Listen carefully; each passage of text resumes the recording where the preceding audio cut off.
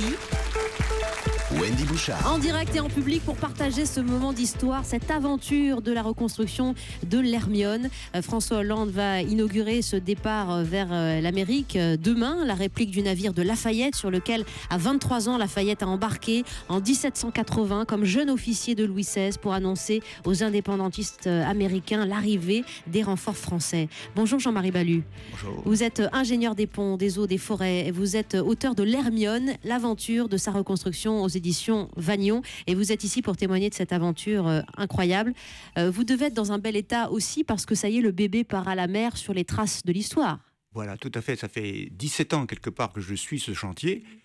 C'est un chantier magnifique. On dirait qu'on construisait une cathédrale de bois. Donc 17 ans où ce navire était en construction entre les mains habiles des artisans. Et subitement, il passe des mains habiles des artisans du bois, des charpentiers de marine, aux mains des marins.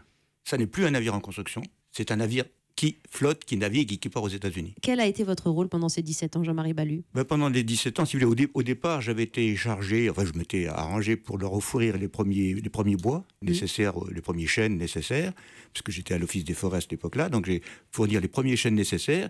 Et puis, comme j'avais écrit un livre qui s'appelait Bois de marine, où j'étais un peu spécialiste de ces questions-là, pour avoir suivi les chantiers de reconstruction, de la recouvrance de Brest, de 36 bateaux autour du chasse-marée, dont vous avez peut-être entendu parler. Et donc, c'était dans ces mouvements de reconstruction de bateaux traditionnels français que les gens de l'Hermione m'ont demandé de venir les aider, et je suis donc venu non seulement leur fournir les premiers bois, mais les accompagner pendant toute la reconstruction. Alors c'est une émission interactive, on a beaucoup de questions sur ce sujet-là avec vous. Théo nous demande si vous avez retrouvé les plans de l'Hermione et si on peut parler de vraies répliques de ce navire. Je crois qu'on peut vraiment dire que c'est une réplique. Alors, il y avait, pour parler anglais, des sister ships. Et il y a 4 navires, 4 frégates exactement du même modèle. Et on n'avait pas les plans de l'Hermione. Mais l'un des 4, comme faisaient souvent les Anglais, avait été capturé par les Anglais, mais les Anglais admiraient la construction navale française qui était meilleure que la leur. Oui.